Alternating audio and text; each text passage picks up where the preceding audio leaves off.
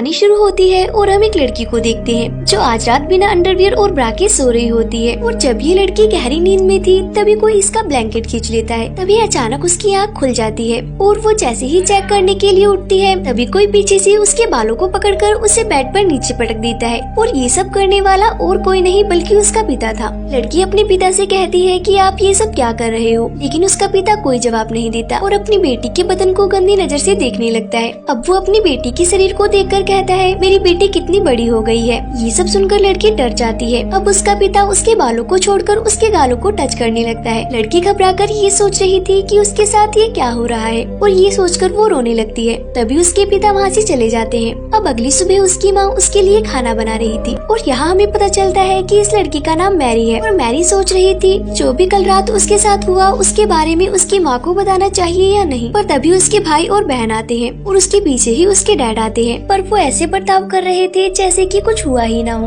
अब मैरी ये सोचती है कि कल रात तो ये मेरी ही लेने वाले थे और अब ऐसे नाटक कर रहे हैं जैसे इन्होंने कुछ किया ही ना हो। ये सोचकर मैरी यहाँ से उठकर चली जाती है। अब यहाँ पर उसकी मॉम खाना लाती है और उसे टेबल पर जोर से पटक देती है और ये देखकर सब हैरान रह जाते हैं और उन्हें कुछ समझ नहीं आता। अब उनकी मॉम अजीब तरह से खाना खाने लगती है जैसे कि कई दिनों से भूखी हूँ। उसे ऐसा खाते देख वो सब डरने लगते हैं। तभी मैरी का छोटा भाई खाना उगल देता है और कहता है खाने में बहुत ज्यादा नमक है। तभी उसकी मॉम उसका खाना झपट लेती है और पागलों की तरह खाने लगती है। आखिरकार इन लोगों के साथ ये सब क्या हो रहा है। दरअसल जब से ये लोग नए घर में शिफ्ट हुए हैं तभी से इनके साथ अजीब चीजें हो रही हैं। उनके पड़ोसी कभी उनके आंगन में अजीब से स्टैचू लगा देते हैं तो सुबह कोई उनके सामने मरा हुआ जानवर लटका देता है और पिता हर रात अपनी बेटी के साथ जबरदस्ती कर उसकी लेते हैं। मोम सुबह सुबह अजीब जानवरों की तरह खाना खाती है और वो अपना खाया हुआ खाना अपने बेटी को भी खाने को देती है, लेकिन बेटा नहीं खाना चाहता। वो अपने डैड की तरफ देखता है। डैड कहते हैं कि अगर तुम नहीं खाना चाहते हो तो मत खाओ। ये सुनकर मोम डैड को गुस्से भरी निगाहों से देखने लगती है। इसके बाद वो खाने को टेबल पर फेंक देती है और प्लेट्स को भी नीचे फेंक देती है। अब मोम उन सभी पर चिल्लाने लगती है और अपने बेटे से कहती है जो मैं बनाती हूँ उसे चुपचाप खा लिया करो। वो इतने जोर से चिल्लाती है कि उसका बेटा डर के मारा रोने लगता है। उन्हें समझ में ही नहीं आ रहा था कि ये सब क्या हो रहा है, लेकिन ये तो अभी बस शुरुआत थी। इसके बाद हम देखते हैं कि मैरी नहा रही होती है। तभी कोई उसके पास आकर खड़ा हो जाता है, लेकिन जब वो शीशा साफ कर देखती है तो उसकी जुड़वा बहन वहाँ खड़ी होती है जो उसके साथ सिर्फ मजाक कर रही थी। फिर ये दोनों बहनें मैरी के कमरे में चली जाती हैं और यहाँ पर मैरी की बहन उसे बताती है कि कैसे हर रात उसके डैड उसकी लेने आते हैं। मैरी को यकीन नहीं हो रहा था कि ये सब उसकी बहन के साथ भी हो रहा है। तभी उनके डैड वहाँ पर आते हैं और उन्होंने इनकी सारी बातें सुन ली थी, इसलिए वो चाकू निकालकर उन पर हमला करते हैं। तभी मैरी उनको धक्का देकर वहाँ से भागने लगती है, पर उसके डैड उसकी बहन के बालों को पकड़कर उसको उठाकर फेंक देते हैं। पर मैरी सीढ़ियों पर गिरने की वजह से बेहोश हो जाती है। अब उसके डैड स्टोर रूम से एक हथौड़ा लेकर आते हैं और तभी हम देखते हैं मैरी को होश आ चुका था और वो अपनी बहन को ढूंढ रही होती है। और तभी उसे एहसास होता है कि उसके पीछे कोई खड़ा है और जब वो पीछे मुड़कर देखती है तब उसे उसके डैड नजर आते हैं जो हाथ में हथौड़ा लेकर उसकी ओर बढ़ रहे थे। वो उसको कुछ कर पाते तभी मैरी उनके सर पर कुछ मार देती है, लेकिन उससे उन्हें कुछ भी नहीं होता। पर डैड गुस्सा होकर मैरी के ऊपर हथौड़े से हमला कर देते हैं, लेकिन मैरी नीचे झुक जाती है जिससे हथौड़ा दरवाजे पर लगता है। तभी नीचे से किसी की आवाज आती है जो मैरी के डैड की थी जो नीचे से ऊपर आ रहे थे। तभी यहाँ जो आदमी था हथौड़ा फेंककर दूसरे कमरे में चला जाता है। अब उनके डैड ऊपर आ जाते हैं। अब फिर से डैड को देखकर दोनों बहनें घबरा जाती हैं। फिर डैड दरवाजे पर लगे उस हथौड़े के निशान को देखती हैं और उन दोनों से पूछते हैं कि क्या तुम दोनों लड़ाई कर रही थी, लेकिन वो दोनों कुछ भी जवाब नहीं देती। जिसके बाद उनका भाई कमरे से निकलकर बाहर आता है। तभी मैरी कहती है कि तुम यहाँ से भाग जाओ। तभी वहाँ पर मैरी की मॉम आकर उस हथौड़े को उठाती है और उन पर हमला करने लगती है और वो काफी अजीब तरह से स्माइल करती है और टूटे हुए कांच के टुकड़ों पर चलने लगती है। नीचे से एक और लेडी की आवाज आती है और वो आवाज और किसी की नहीं बल्कि इनकी मॉम की थी। वो ऊपर आती है और उन सबसे पूछती है कि ये सब क्या हो रहा है, पर सब उन्हें देखकर डरने लगते हैं। अब अगले दिन डैड अपने भाई को घर बुलाते हैं जो एक चर्च का फादर था।